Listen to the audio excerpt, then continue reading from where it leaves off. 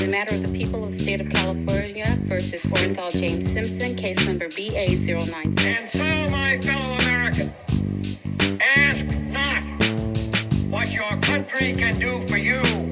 Ask what you can do for your country. And we are back, Taylor. Happy Wednesday. How are you doing? I'm good. How are you? I'm doing very, very well. Excited to be here. Excited for another exciting day and episode. I know last week we recorded late and we released on Tuesday and Thursday. And when we do that, it confuses me the entire week. On like Wednesdays, I have a heart attack that I haven't posted anything yet. And then I'm like, oh wait, it's going to be Thursday. And like, it just like, this is such a thing that I do every week that when I don't do it, I'm like, what's happening? Has it always been me who's messed up our schedule? It has, hasn't it? No, I've definitely done it as well. Okay. Well, I'm not the only one. Don't Doing worry. well. Yeah. Well, hello. We are doomed to fail. Welcome. We bring you history's most notorious disasters and epic failures twice a week, every week. Today is Wednesday, probably. And I'm Taylor, joined by Faraz. Yes, I'm here. It is probably Wednesday. Hopefully it is Wednesday. If not, Who listen to cares? this next We week. definitely got feedback that was like, no one gives a shit what day it is. I'm like, I know. It's not even Wednesday. Did someone really say that? Juan said that. My husband said that. Yeah, he's right. He's right. It's good because it's an accountability metric for ourselves, Exactly. but nobody else cares. And you can listen to this any day of the week. It's on the it's wherever you listen to podcasts. Whatever you want. You can do whatever you want to do. You're free. And today is a you story day, right? Mm-hmm. Okay. Okay, ready? Yes. I have to scroll to the top of my Google Doc. Hello. Okay. I'm gonna try to do spooky things because it's October. We've been watching scary movies, and that's been very fun. And I did put out a TikTok and ask if anyone had any spooky stories that we should cover. And someone suggested the Kansas City Skywalk thing that you already did, which is Nice. Thanks for cool. the That was suggestion. definitely crazy. And then also the Bell Witch, which I know that one was super fun too. So maybe we'll. So yeah, we talked about the Bell Witch for a second because Andrew Jackson went to visit her for some reason. Um, and so, yeah, that's a good one. So let's think of, and I'm just trying to think of scary things. If there's one that you have, let me know. But I want to talk about one that is like a little bit spooky, but mostly just really, really fun. And I'm glad that I read a book and learned a little bit about this person. Um, so today I'm going to tell you about the most famous magician of all time. Can you tell me who it is? It's got to be Houdini because it's playing on Copperfield. It's Houdini. We do mention Copperfield, but it is Houdini. Nice. I watched a YouTube video and I read a book. Um, so Houdini feels like, to me, a person that you can't really place in time. Can you guess like when he was famous? It had to be like the 1890s or something. Yeah, he was born in 1874. So it's like 1890s, early 1900s. And I feel there were like magicians and illusionists before him that we'll talk about. And they're also, obviously there's stuff now, but I feel like he was just like at the perfect time when like the media was starting. Like we have like great photographs of him. We have video of him doing shit like jumping off a bridge and like to getting out of handcuffs underwater. And it was just like the very beginning of all that stuff, which I think is really cool. And I think that may be why part of the reason why he's so famous is because like he was the first one you could see like really accessibly, like he'd be in like a newsreel, that kind of thing. Yeah, makes sense. You know what I mean? Um, so yeah, and this kind of illusion is something you have to like really you have to be there in person and like see it to believe it, which is like fun because you have to get the sense that it's done live. You know what I mean? Like a magic trick in a movie, you're like, oh, well, they can use movie things, but like you have to get the sense that it's happening live, otherwise you don't believe it, you know? Yeah, yeah. I mean, I've been to magic shows in Vegas, and I mean, when you see it on TV, actually now it's probably just as fine. But like back then, they didn't have the production value that we have now. In person Well, or yeah. So like, I mean, Houdini, you record what he's doing. I don't think you get the sense of the grandiosity of it if it's yeah, being recorded because their cameras were basically someone drawing it by hand. I assume. yes. And yeah, and there's no sound and like it's all kind of choppy, like a silent film, it's kind of like a weird thing. Um, yeah, that reminds me, was it David Copperfield where someone sued him because they broke their ankle running underneath the stage or something? I don't There remember was that. like a thing where like he moves an entire section of the audience during a bit, and it's like they're on the stage and then da da da da, they're behind the rest of the audience. And what they do is they like go underneath the stage and they run, and then they're at the other side. But one guy like fell and hurt himself, and so he sued. But then they had to tell everybody how they did it. Oh, that sucks. I think You know, that must have been the Statue of Liberty one. it wasn't the Statue of Liberty because it was in Vegas, but I know the Statue of Liberty one was just because like they moved the camera a tiny bit, Yeah, yeah, yeah. or like the island or whatever. So anyway, Harry Houdini would say he was born in Wisconsin, but he very much was not. He was born in Budapest on March 24th, 1874, which makes him an Aries. I've never looked that up before, but I feel like I wanted to know his sign. I don't know anything about signs, so I'll just Me, go with me either, but I felt like I really wanted to know. And so he's an Aries. Um, Obviously, his mother didn't name him Harry Houdini, but his name was Eric Weiss, and he came to America following his father, who was a rabbi. His dad came to America first, and then the rest of the family came after. They would end up in Wisconsin in 1878 when Houdini was 4. They changed his name from Eric Weiss to Eric Weiss. It's just spelled very differently, but it's pronounced pretty much the same. To try to like Americanize it a little bit. His dad was sort of he would be a rabbi for a little bit. He would have other sort of odd jobs. He never was like super successful. But one thing that Houdini does throughout his life is he makes his own myth. He's building it as he's living. So he would call his father, a PhD and a doctor and an author and all these things that he wasn't, but he really wanted to like give his dad accolades that he didn't earn. Does that make sense? Just like he talked him up a lot. it's the immigrant Um, story. Yeah, exactly. So he lived in Appleton, Wisconsin, and he's one of 7 children. One of his siblings lived until 1962, which I still think is just That's wild. like it's wild when like history catches up, you know?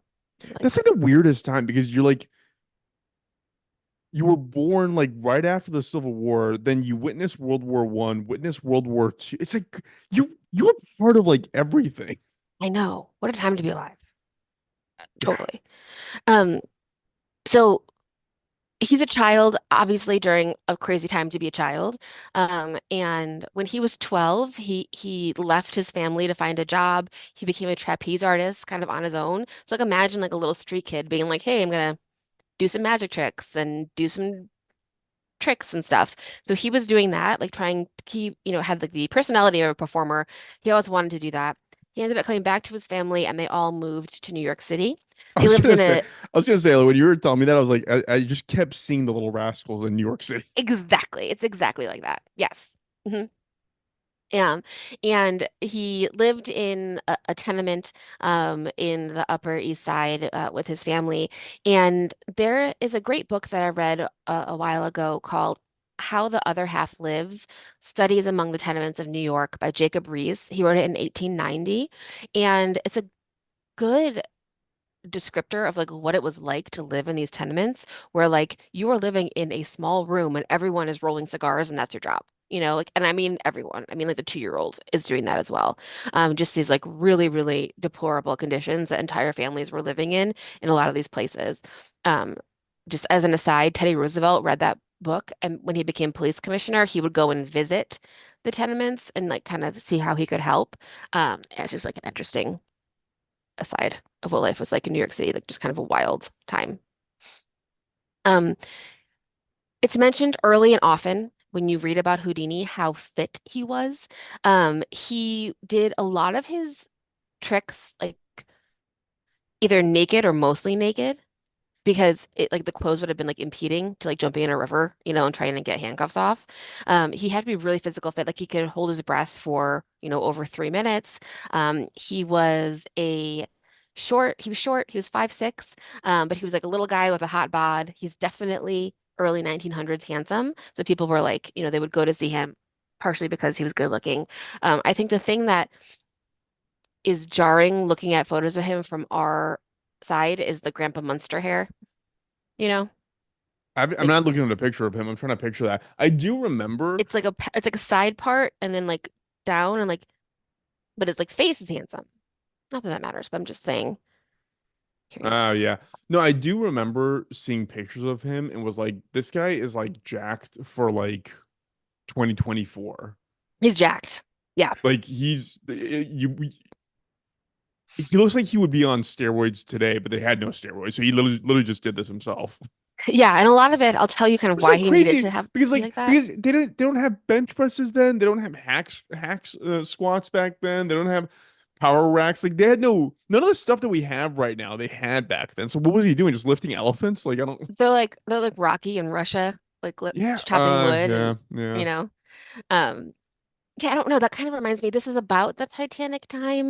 Have you ever seen the pictures of like the gym on the Titanic? Yeah. It looks like shit.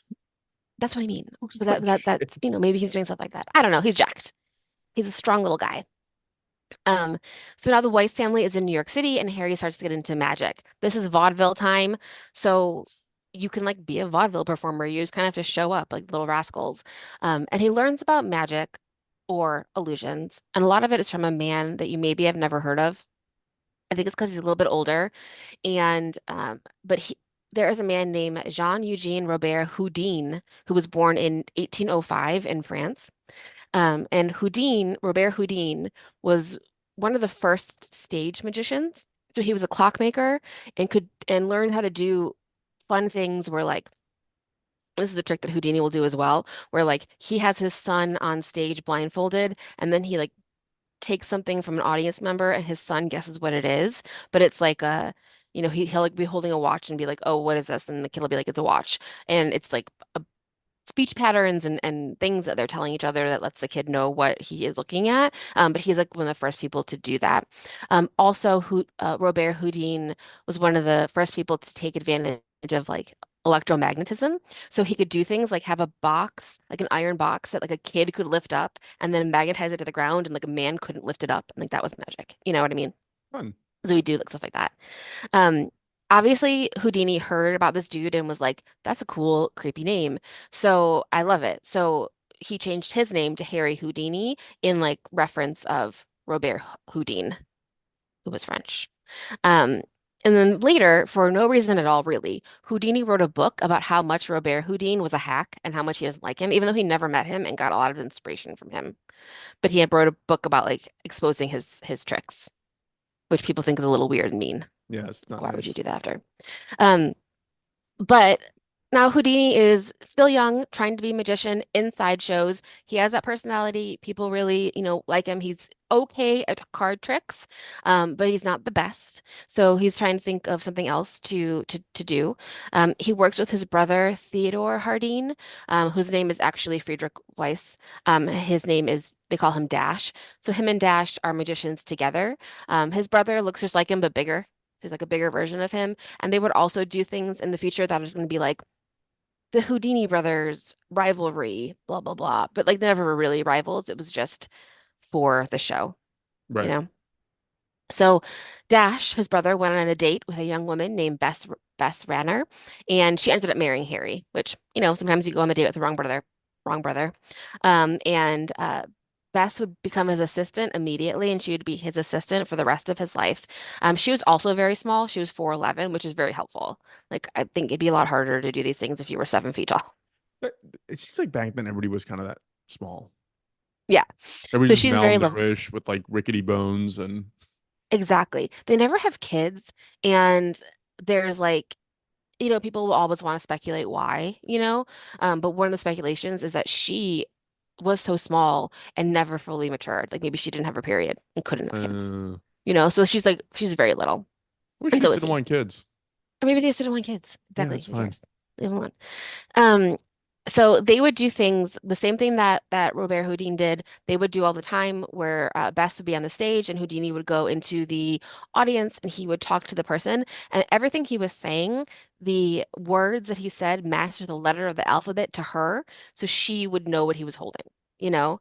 So it was like a complicated thing where he was like, "Hello, ma'am, I love your hat." And if he said hat, that meant that there was like a cue, or whatever. So that would like that's how she would figure out what he was trying to like psychically say to her. Okay. But it was just like a speech pattern. Or he'd be like, "Hello, pause, pause, da da da," and the pause, pause meant a certain thing. He wouldn't say Interesting. pause, but you know what I mean. It was Right. like a code back to her. So they would do that a lot. And then he started to find out that like he was really good at escaping from things. Like, and people loved to see that in person. They loved to see the escapism. They loved to see escape artists. So that's where he became like really, really good. And he started to travel and he went to Europe with Bess to try to, make a name for themselves there. He was called the Handcuff King for a while because he could get out of handcuffs. And it was like not like his own handcuffs either. There would be like the chief of police of the town he was at would put him in handcuffs and he'd get out of them. He traveled all over Europe and to Russia. Unfortunately, he did not meet Rasputin. I was like, oh my God, did he meet Rasputin? But he met Tsar Nicholas and Alexander 2 years before they met Rasputin. If he had Really met wild. Rasputin, Rasputin would have like stolen all of his tricks and just like made them his own. I just like I wish that that would have happened. I'm bummed that they never met. Um, he would do things like when he went to a town, he would go first, like to announce himself. He would go to the jail and then have himself locked in a cell with his clothes in a different cell. So, like, maybe naked, maybe in his undies. Like, he had, like, boxers on. And then the police officers would lock him in the cell, lock his clothes in a different cell. They'd handcuff him in the cell. And then they'd go back to, like, I don't know, whatever, the lobby of the police station. And by the time they get back, sometimes he'd be there fully dressed already. Can you do Like, that? Can you just walk into a jail and say, "Put me in the jail," and put my clothes in the other cell? maybe not anymore. Probably not anymore. I'd be Maybe they'd like, be like, "This is weird." well, you can definitely come in a cell, but like, I don't think you're gonna get out. Yeah, right, right. You And know? it's not going to be voluntary. Yeah, no. Once people lock you in there, you're in there. But he like the first time he did it, they only knew he escaped. He escaped without his clothes the first time, and they only knew he escaped because someone from the hotel that he was staying at called the police station to have his clothes sent over, which was hilarious. And they were like, "What? We can't believe it." Sometimes he would just be like, knock on the window and be like, "What's up?" Sometimes he would come out handcuffed to another prisoner that he escaped. So he'd be like, "Oh, I got this guy out too," and they would be like, "Ta-da!" And that Was guy there would a obviously have trick to go back to involved, or jail. he just like would slip through the bars? I think he just had, and we'll talk a little bit about what he did, but I think he just had like hidden lock picks around, and was like Yeah. really good at picking locks really fast. It's also like speed. A lot of it is speed, and a lot of it is like hidden things. Um, this is also where he learned about straitjackets. So he was like in a jail trying to figure out how to get out of it, and then saw someone in a straitjacket for the first time and was like, "Give me one of those," and would start to practice to do that. But the straitjacket thing is part of his being like really physically fit is what he would do is he would like fill his lungs and like stretch out all of his muscles and stretch out his arms when they were putting him in the straitjacket so that he could relax a little bit and have a little bit of room, you know? Oh, okay. So like part of that is like he made himself as big as possible so they could make the straitjacket as tight as possible, and then he could make Go himself back a to little bit normal. smaller Yeah. and then like be able to like wiggle out a little bit better. Um, so now people start to love it. This is like a huge thing all over Europe. His salary goes from like um not a lot to in our money, like $500,000 a year. He was making $11,000 a week in our money. So he's making a ton of money. He's also starting to collect things and start to like build his own myth. So he writes in a diary, he sends things back home, like playbills and posters. He also sends himself postcards from the places he goes to, which is a cute idea to send yourself a postcard from somewhere if you're traveling. Um, and a lot of it was exaggeration, but this is again part of his myth making. So he and Bess are doing well, but mostly Harry Houdini is obsessed with his mother. Like he loves his mom so much, and he takes really, really good care of her. His dad dies, and Houdini builds a massive gravesite in a cemetery on Long Island. It's still there. You can go visit it. It's where he is buried. Members of his family are buried. It's like a big marble monument. It says Houdini Weiss on it. There's a bust of Houdini on it, which is like not what you're supposed to do if you're Jewish. It's supposed to be like very simple. You're not supposed to have any images in the cemetery of Was he people. Was he religiously Jewish or just culturally Jewish? I think just culturally, I mean, his dad was a rabbi, so he wasn't Oh, like well, yeah. he knew about it, but I think more of it was like wanting to be remembered on like a grander scale, and that was more like that was kind of eclipsing it. Um, he would say things to Bess like, "Oh, Bess, like you're my wife. I love you so much. Like you are the number two lady in my life," because he loved his mom so much. Oh, You know, he's like a mom guy. At one point, he bought a dress that was made for Queen Victoria and gave it to his mom at a big party in Cologne in Germany, and that was like he was like, "This is the best day of my life." He just like wanted his mom to be like super praised and all these things. It's also, I think, worth noting that like he did at one point, um, Bess was not Jewish, and they did travel as like a Christian couple because you had to like say your religion because this is kind of a dangerous time, kind of always is, but a dangerous time to be traveling around Europe because it's right before World War One, yeah. and so he was doing all of that. Um, as he's traveling in Europe, he does buy a house in Harlem. It's like 3 blocks north of Central Park, 278 West 113th Street. It is a 6,000 square feet house. You can see the plans on Zillow. So he bought it for $25,000, which is 84 $847,000 in today's money. And right now on Zillow, the estimate is $3.5 million dollars. So it's like worth that much more than it would was then. Does that make sense? But also, like that seems fine. That seems fair for an entire building in New York City. 6,000 square feet in New York is, I mean, I could never afford it, Yeah, but like I'm not buying a $3.5 million house in New York City, but like that seems fair. And then also when I was looking at this at his house on online on Town and Country magazine, um, I saw that the Menendez brothers' house is 9,000 square feet in Beverly Hills. Guess how much that house sold for last year? wait, 17 Yeah, it million? was 17. Oh, wow. Was it really? Yeah, but that feels wild. Like that you can buy Houdini's house for $3.5 million dollars. And again, I have $0 million, but like a $17 billion house in Beverly Hills that people were murdered in. Why would you want that? It has to be. Is it cheaper because people were murdered in it, or is it more I don't expensive because it know. was a famous murder? That's a really good question, and I don't know the answer to it. Um, I don't think the people that live there are like giving tours, but I it would. feels weird. Yeah, but I don't think they are. They just wanted that big house in Beverly Hills. No, you gotta build get like some wax figures of like the corpses, and that'd be I a think I would really put I fun haunted house, Taylor. Like that would Yeah, be, I would put like silhouettes of people in the windows and stuff. Blood yeah, splatter. I know. yeah. Are you watching the new Menendez Brothers show? No, I think I know too much about that to find I anything think I new. do too. Yeah, it's not gonna be interesting. Yeah. We'll see what happens. Yeah. Like, to their case. Anyway, so cool ass house in Harlem. It's huge. His whole family gets to live there. He also starts to build a library because he has a bunch of stuff there.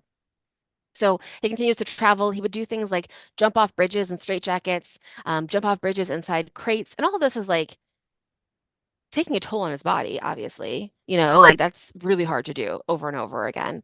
Um, some of the stuff is on video, which is cool. Like his first one of his jumps off of a bridge is on video. And it's fun because he'll like pop his head up and be like, "Hello," and people will be like, "Oh my God," 'cause you're kind of waiting for him to die, and then he never does, and all that. Um, so some of his big tricks, just to walk through them, there's the Chinese water torture cell. So he was upside down in a glass tank of water, and this is sort of what I like picture from like those like magician movies. Remember that year when like 9 magician movies came out and David Bowie was in The one of them? Illusionist, and Yeah, then oh god, I can't the remember other the other one. one. But like upside down in the water, and his ankles were shackled and the tank was closed and then a curtain would be drawn and he would escape.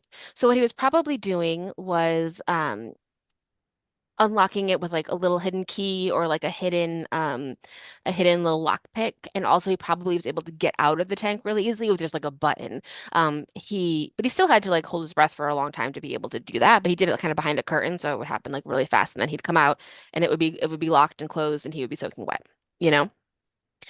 He did one that was called Metamorphosis, where he would be locked inside of a trunk, and his wife, Bess, she would stand outside the trunk, and then a curtain was drawn around them, and then the curtain would drop, and they would be switched. she would be in the trunk and he would be standing there. And they would do that like really fast. Just with like they would kind of be, I feel like you see these on like things where it's like a turning platform and then like the box probably has like a thing in the middle of it. So like you think someone's in it, but they're not. That doesn't make sense at all. Yeah, But it was like it happened real we fast. we saw that. Didn't you come with us when we did the Magic Castle in LA? I didn't. I went a different time. Okay. Yeah, but it's like the same idea. Like just ha what they're doing is it's really fast and there's like hidden levers and stuff that make it easier. He had one where he was sealed inside a milk can filled with water, and the milk can's like maybe 3 feet high. And he would get in it, and he would again like the can would be rigged, and he would be able to like pop out of it really easy. He did one where he would be nailed into a wooden crate and thrown off of a bridge.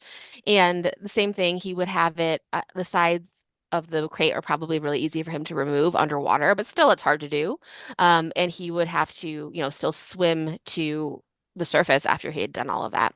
Is he the And one the that straight, went off Niagara Falls he by a didn't. barrel? Somebody else I did don't, that? Okay. I don't think he did, but a lot of people have. And actually, um, we did get an Instagram message about crazy things happen on Niagara Falls. That's something else we could talk about at some point because a lot of Fun. people died coming out of barrels. Like, Yeah, of just course. sounds like very dangerous. That's a very dangerous stunt. Yeah, like don't expect to be perfectly healthy after that. Fine. Um, So yeah, the straight jacket, like I said, it was a lot of practice, but a lot of like making himself bigger when he was in. Um, and then at the New York's Hippodrome Theater, which I think we've talked about before. So the Hippodrome was like Madison Square Yep. Garden, kind of before P.T. Barnum was down there. And in 1918, he made an elephant disappear, which Fun. is very exciting. And it was probably like mirrors and lighting, but it was like a really big box, and then there's an elephant in it, and then there wasn't. And people were really excited about that. He would walk through a brick wall, which was probably like a trap door that would get him to the other side. And then he would also do a couple things where he'd be like buried alive. And even though he had tricks that were like he had a lockpick, he maybe had a hidden key, maybe there were some things like he was still buried and had to like climb out. And a couple times like almost died because that's still very hard to do, Right. you know. Right. But a lot of it happened in person, big audiences. You know who's coming to your town. You get to see all these things. I mean, they're like, isn't a bridge in America he didn't jump off of in the early 1900s? Like, Fun. really, it's a ton of it.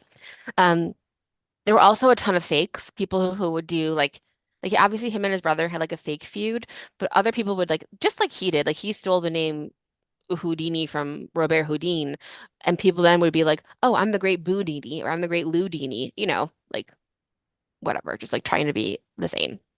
Um, it's also the other time, I think it feels like he couldn't calm down. Like he was just like super like, I have to be remembered. I have to write all this down. I have to do all these things. Like he was writing books. And he might not have actually written them. He had like ghostwriters write them, but he had books. He had a magazine called Conjurers Monthly. He also was in movies, so he started to do some things in movies, and some of them were okay, some of them were not that great. So he wasn't like a movie star, but he like knew a lot of movie stars. Um, he said in his own myth making, he said that he gave Buster Keaton the nickname Buster. I don't know if he did or not, but he said he did. Um, and so people didn't love the magic movies because again, they were like, oh, we realize that you can fake that in a movie, Right. even then. So they liked, seeing it in person. And I think you also need that reaction. Like, have you ever watched like that like David Blaine shows? Like you believe it because you see the person who's doing it live and their reaction, you know? David Blaine's not a magician. He just hurts himself on purpose. Like, I don't, Remember he did, but did you see that one where he was in Harrison Ford's kitchen with the orange? I forgot what I know what you're talking about because I remember Harrison Ford's reaction to your If point. anybody knows how you do that trick where you put a card inside a piece of fruit, I think I saw that as a Magic Castle. I don't know how you do that. Okay, yeah, yeah, okay. So fine, fine. That's magic. But like when he's like, I'm just gonna eat a glass cup, like that's not Oh magic. no, I know. I hate when he does stuff where he's like, "Oh, I like got water in like my second stomach and I'm throwing it up." You're like, "What?" He like stabbed himself on one show and like he was like, no, I just stabbed myself. I just know what part of like where the bones aren't in my hand, and I just Yeah. stabbed through. That's like that's And not you're like, magic. congratulations. Yeah. I Weird don't know. flex, Yeah. bro. But either way, Houdini really worked the best in person. Um, he spent more time in Europe. When his mother passes away, he's in Europe and he has them have her body. They don't bury her for like 5 days so he can come back, which again is not something you're supposed to do if you're Jewish. You're supposed to be buried right away. But he waited until he could see her one more time, and he was obviously devastated. Um, and he also is going to meet a bunch of famous people. So at one point, he meets Teddy Roosevelt, and he's able to be like, "Oh, I know that like you're gonna go on these trips and do these things." And he like was amazed to TR, and he was like, "Is that real? Like, did you really?" Were you really able to do that? And allegedly, Houdini said, "No, sir, it was just a bunch of hocus pocus," because he knew what it was. It wasn't magic, obviously. Yeah. Um, he met Jack London, so he spent time with him and his wife. Houdini had a little affair with Jack London's wife, Charmaine, after Jack London passed away. Um, we saw both of them, Jack London and Charmaine, during the 1904 San Francisco earthquake. They were sent there to write about it, if you remember, I just don't. like tying things together. Um, and he also met Sir Arthur Conan Doyle, who you know from Sherlock Holmes. Yep. So Sir Arthur Conan Doyle is a big spiritualist, which is like a huge deal during this time. Like people want to talk to the dead. They have all these tricks where there's like, knocking on doors and like candles being out and tables moving and all that stuff. People love going to seances. They just like love that shit. I think we talked about this before. I can't remember when or like when I was thinking about this, but like a lot of people thought it was a logical next step after like all of this industrial stuff and science and just like things are changing so rapidly at the turn of the century that like a lot of it is like, well, wouldn't the next thing be to figure out why we're here and if we can talk to the next plane? Like it felt like science could get us there Yeah. if it could. And so um Houdini was pissed at this because he was like, my shit is illusions. Like, there is no magic. Like, I don't want these people being like, there's like real magic. So he set off to like debunk a lot of the spiritualists.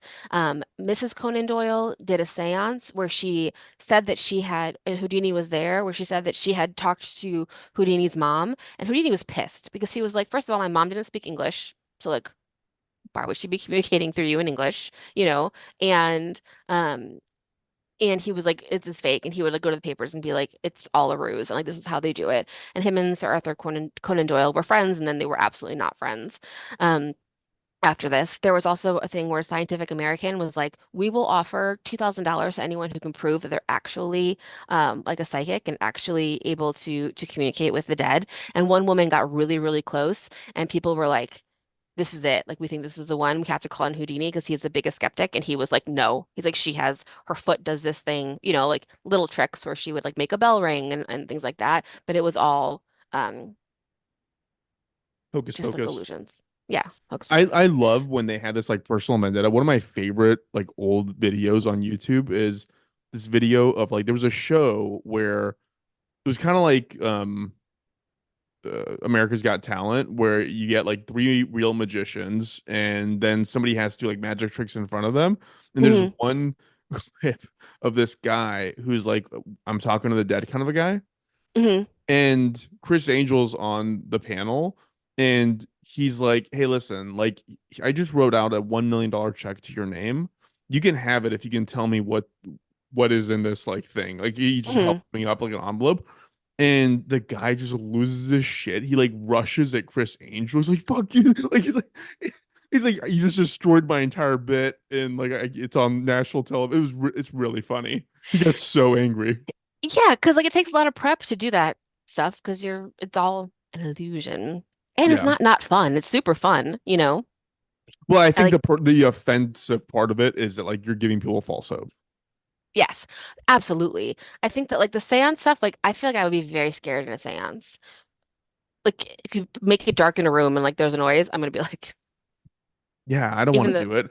yeah, I want to touch a Ouija board like for $1 million. Like, yeah, yeah, no. I mean, I think that's so funny. Like, I know that like it's a lot of it is like bunk, but also I don't want to test it. But yeah, I see like the false hope part is really sad.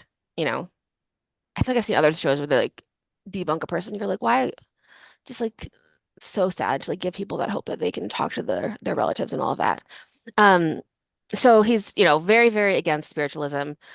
He's just like I'm a traditional illusionist magician. But he's getting older and he's 50 52 years old and he's still traveling and still doing things and he's getting tired. Um, Again, like his job is 1,000% more physical than our jobs. So I'd agree with that. um, like I'm probably gonna die because I sit so much, and he's, a like very fit man. Um, and he is in Montreal on October 22nd, 1912. He's 52 years old, and a young man named Jocelyn Gordon Whitehead is like backstage for some reason, and he's like, Houdini, I hear that you're very strong and that you can take punches. Houdini says, yes, I can. So Whitehead punches him like several times in the stomach. And there's a couple of stories that are like he wasn't ready.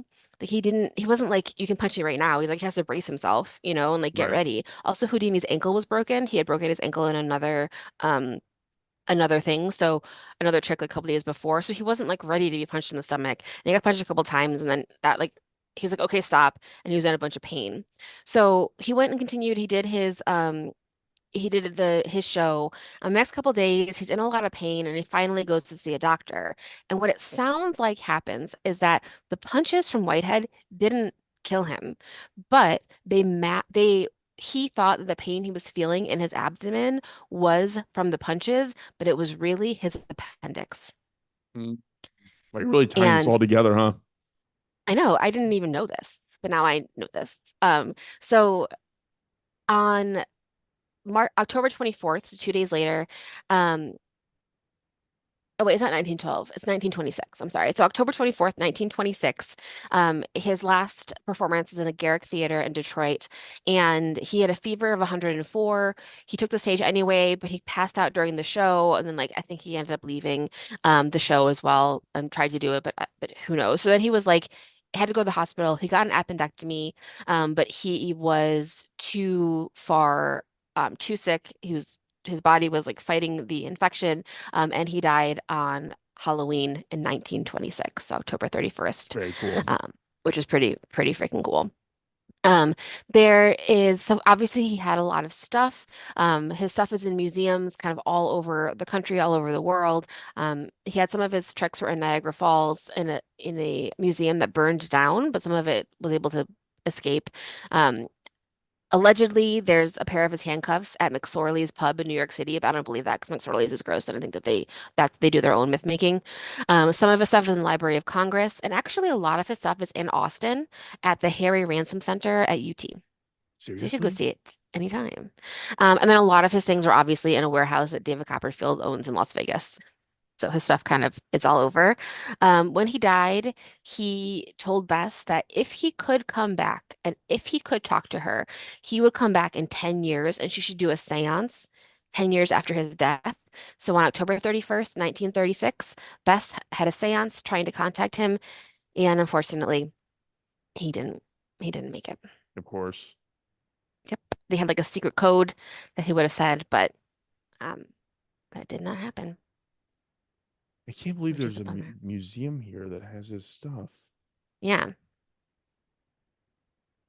I should go see it. It seems fun. It's just such a fun time to be like, I can go see a show and like the, you just have a little bit of like belief and you've never seen anything like it before and you don't have any like, you just get to see it and that just sounds so fun.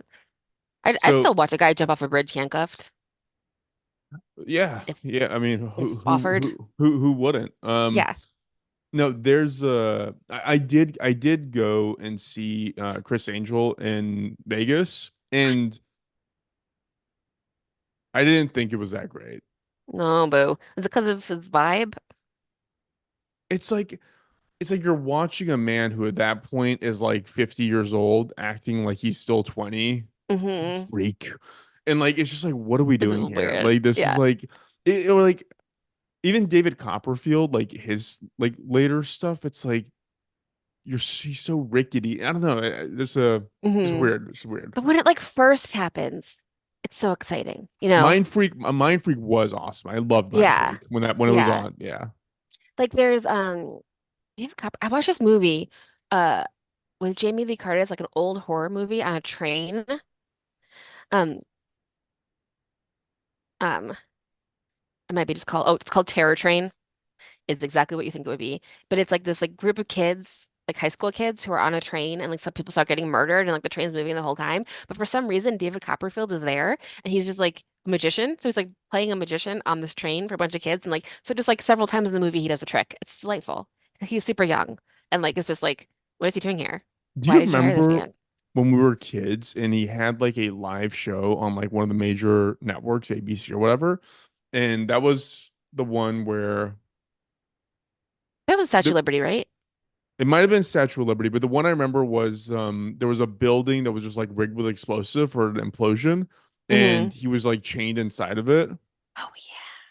They do But that in then those but then movies he all the did time. this other trick right before commercial where he like held some cards up or something and was like I forgot how he did it, but it was somewhere like he guessed the number you were thinking Hmm.